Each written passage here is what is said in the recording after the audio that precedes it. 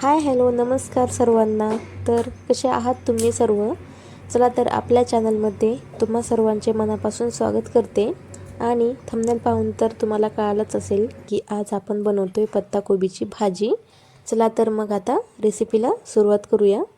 तर मी इथे साधारणतः पाव किलोचा पत्ताकोबीचा एक गड्डा घेतलेला होता आणि तो मी अगोदरसुद्धा धुतला आणि छान असा बारीक आकारामध्ये कट करून घेतलेला आहे. तुम्ही पाहू शकता.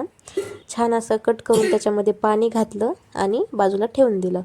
तर आता इकडे गॅस सुरू केला, त्याच्यावरती कढई ठेवली. कढई छान गरम होऊ द्यायची आणि नंतर कढई गरम झाल्यानंतर आता आपल्याला त्याच्यामध्ये घालायचं आहे तेल. तेल घातल्यानंतर सुद्धा तेल आपल्याला छान असं गरम होऊ द्यायचं आहे आणि गरम झाल्यानंतर त्याच्यामध्ये घालायची अर्धा चमचा मोहरी, अर्धा चमचा जिरे छानपैकी तडतडून घ्यायचे आणि नंतर त्याच्यामध्ये घालायची हळद. हळद तेलामध्ये घातली ना तर छान असा कलर येतो भाजीला. तर मी आता त्याच्यामध्ये घालते कट केलेली पत्ताकोबी. तर ही पत्ताकोबी ना तुम्ही 2 ते 3 पाण्याने नक्कीच धुवून घ्या, जेणेकरून काय होतं दुसरा जो भाजीपाला असतो ना त्याच्यापेक्षा ह्या पत्ताकोबीला किंवा फुलगोबीला काय असतं फवारणी जास्त केलेली असते. त्यामुळे हिला जास्त 2 ते 3 पाण्याने नक्कीच धुवून घेतलं पाहिजे. तर मी इथे आता छानपैकी फोडणीमध्ये मिक्स करून घेतलेलं आहे आणि आता त्याच्यामध्ये घालायचं आहे आपल्याला आता नमक. जेणेकरून काय होतं नमक घातल्याने भाजीला पाणी सुटल्यासारखं होतं आणि पाणी सुटलं तर भाजी ही छान अशी वाफलीसुद्धा जाते. तर आता आपल्याला सुरुवातीला 2 ते 3 मिनिट काय करायचं, फुल गॅस ठेवायचा आणि अशीच पत्ताकोबी आपल्याला ही परतून घ्यायची आहे. तर नमक घातल्यामुळे तुम्ही पाहू शकता थोडंसं पाणीसुद्धा सुटलेलं आहे भाजीला. तर कमी गॅस करून मी 4 ते 5 मिनटासाठी ही पत्ताकोबी वाफवून घेतलेली आहे. तर तुम्ही पाहू शकता आत्तासुद्धा तिला थोडंसं पाणी सुटलेलं आहे.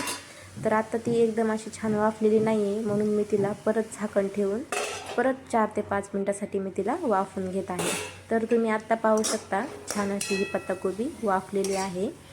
तर मी इथे आता एका प्लेटमध्ये ना जो माझा लहान मुलगा आहे ना तो तिखट खात नाही, त्याच्यासाठी मी इथे एका प्लेटमध्ये नुसती तेल मिठाची काढून ठेवते बाजूला आणि त्याच्यामध्ये मी कुट्टा टाकणार आहे नंतर. तर आता ही छान मिक्स केली. तर आता याच्यामध्ये घालायचे तर आपल्याला मसाले. तर मी इथे जास्त बाकी काही मसाले नाही घालणार.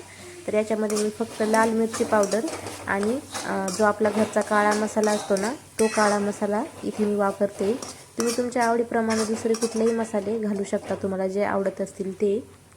तर आता आपल्याला घालायचं आहे शेंगदाण्याचा कूट. तर मी अगोदर जी मिठाची भाजी थोडीशी बाजूला काढून ठेवली होती त्याच्यामध्ये थोडासा कूट टाकते आणि छान असं मिक्स करून घेणार आहे. कूट टाकल्याने काय होतं खूप छान लागते भाजी आणि माझ्या लहान मुलाला ही भाजी खूप छान म्हणजे खूपच आवडते, एकदम आवडीने खातो. त्यामुळे मी त्याला ही अशीच भाजी नक्की बाजूला काढून देत असते खायला, त्याला खूपच आवडते. तर आता ती तर तयार झालेलीच आहे. तर आता इकडे मी जी मसाले टाकलेली भाजी आहे त्याच्यामध्ये आता शेंगदाण्याचा कूट घालते आणि छान असं परत एकदा मिक्स करून घेते. तर जी आपण सुकी भाजी करतो ना तिला थोडासा ओबडधोबडच शेंगदाण्याचा कूट घालायचा, जेणेकरून काय होतं ओबडधोबड शेंगदाण्याचा कूट असेल तर जेवताना दाताखाली शेंगदाण्याचा कूट आला ना तर भाजी ही खूपच टेस्टी लागते खाण्याकरिता. तर मी इथे आता कोथिंबीर कट करून घेतलेली आहे थोडीशी. ती आता कोथिंबीर मी ते शेवटी गार्निशिंगसाठी वरतून टाकते. तर कोथिंबीर जेवढी जास्त टाकाल तेवढी भाजी ही खूप छान लागते. तुम्ही थोडीशी जास्त घातली तरीसुद्धा काही हरकत नाही.